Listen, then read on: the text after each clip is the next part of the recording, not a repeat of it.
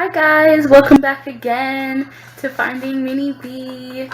Thank you. This is my second YouTube video. Yay! So in this video, as you can see by the title, this is basically my cardiac clearance and my TNE that I had to get done. So very funny story. A little embarrassing actually. Embarrassing story, I should say. So two of my points that I had to do was I had to do a cardiac clearance and I had to do the TNE, things like that. So on my appointment day, the first thing that they had me to do is I had to go into this room, and so embarrassing, guys. So this day I have some like old underwear, okay? You guys, this is pertaining to the story. I have to tell you, I had some old underwear. And so I was like, I'm not gonna wear these old behind underwear to this appointment and somebody see it, the string hanging out from the back. Because that has happened before. Oh my God, guys. So I had some underwear that was supposed to get delivered the night before, and it did not. It was actually coming that exact same day, but I had to leave that morning just to get there, so it didn't get here in time, which just really made me so upset. So I basically I was freeballing, okay? I just let it all out under my leggings that I had on. Oh my God, guys. So I had my appointment, and the first thing I had to do was I had to they basically checked for did a heart. They just did a sonogram or whatever on my heart and on my legs to check for any blood clots or anything like that. And so the first thing she had me to do is she told me to just, you know, take off your bra, take everything off, keep your panties on. And I'm like, oh crap, I don't have my panties.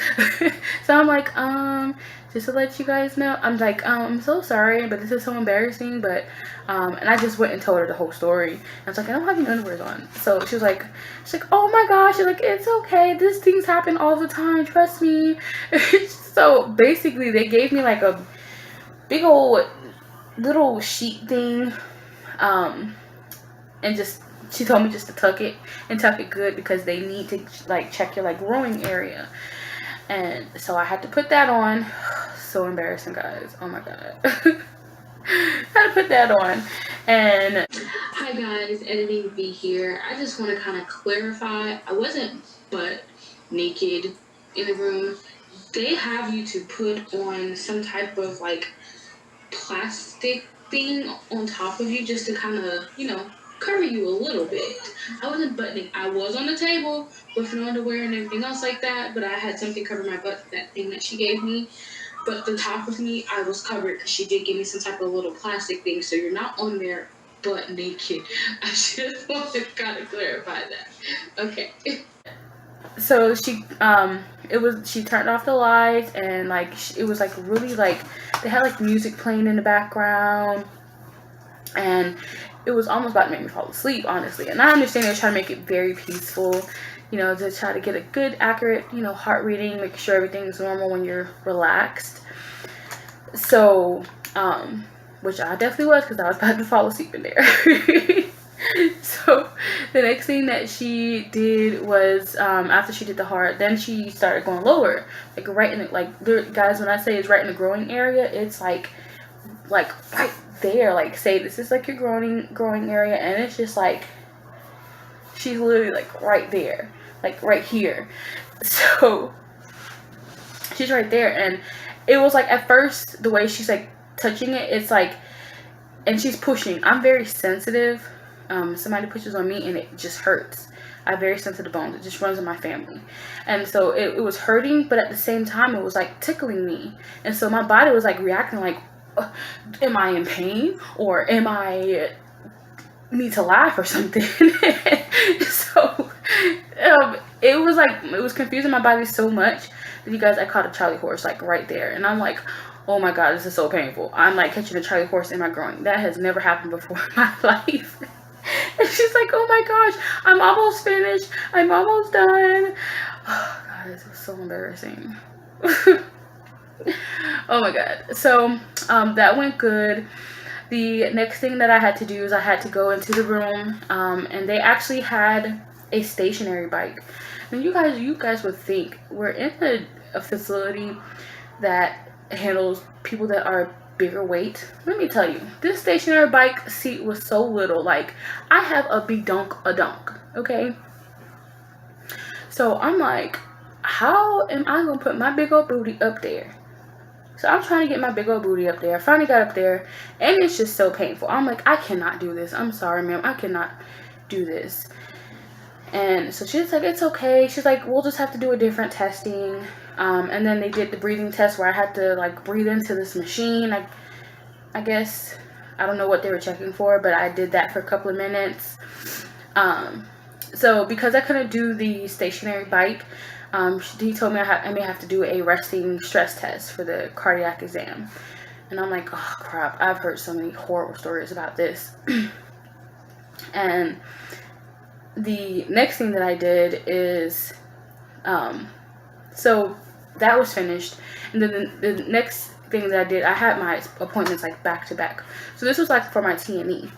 And this is transnasal endoscopy. Or endoscopy. I'm sorry, I do not work. I'm not in the medical field. I'm in the insurance industry, okay? So I had to do my transnasal endoscopy. They had me to blow into some type of bag, and then that was it for that. And then next thing you know, they told me to so the lady, she gave me some lidocaine, and she told me to do 4 squirts in each nose and then in my mouth. But when it was squirting, it wasn't squirting like hard, and I kept telling her it wasn't squirting hard. And she's like, oh, it's fine, it's okay. It's not okay. It was not okay. So, Dr. Proctor came in, and basically he started the procedure. The camera went in my nose, and guys, I felt the camera. I felt it. It was like, it felt like it was scraping my nose, and then it was like a sharp turn down. It was like, and then it was like, okay, drink the water, and I drink the water, and I can feel it, and it was like sharp in my throat. And then because, I don't know, because it was just like, it was so sharp and painful, or if it was because my body knew that there was a foreign object in me. Like, I was gagging. I was like dry heaving, and they thought I had, like, they thought I was about to throw up on them. Mind you, this is, like I said, this is during the pandemic, during the COVID-19, so they are full-blown suits, and they're like, oh my god. I'm like, you're okay? And then he's like asking me questions, and I'm just like answering him. I'm like, it just hurts. He's like, is everything? I'm like, it just hurts. And he's like, it's almost done, we're almost finished. And then he got done looking at my stomach, said everything looks good. And as he's bringing it up, and he brought it up kind of fast, and I was just dry heaving the whole time, like the entire time. It was horrible, horrid. I mean, I've heard some people said that it's just an uncomfortable feeling, but listen, my experience, no, bro. No, that's not where it's at. It hurt. It hurt. I wouldn't wish that on my worst enemy. I mean, you might have a good experience. I'm not trying to scare you or anything. I've heard a lot of people have good experiences. It's very rare when you have bad experience. I'm one of those rare people, okay? But so after that was done, I had to breathe in the bag again. Kind of find out I had H. pylori, something like that. So they gave me some antibiotics, and they said it's very common in people, and I will have to just take it again once I have my surgery. So no big deal.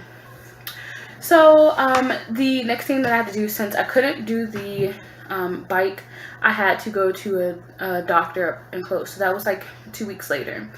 And because he was like, that procedure, the liquid procedure, the resting procedure is going to cost me a lot of money. And he was actually looking out for me. He just like did an EKG on me, and he just asked me a lot of questions, like, you know, do I feel my heart beating outside of my chest? You know, besides like, you know, when you're doing like some strenuous activities. I'm like, no, I'm very healthy. I don't have any health issues besides migraines and sleep apnea.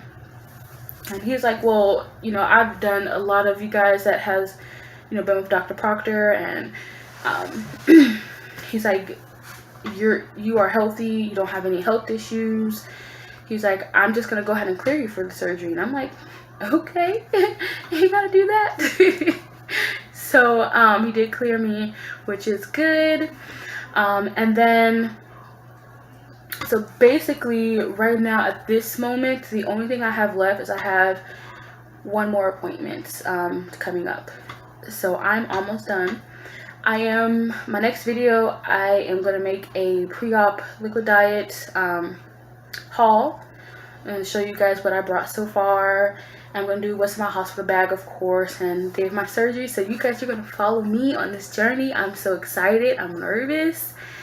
And just, guys, I thank you. And just, you know, subscribe, like, and then just tell me, guys, what you guys want to know about me. Ask me any questions. Just write it down in the comments. But thank you, guys. Have a good day. Bye.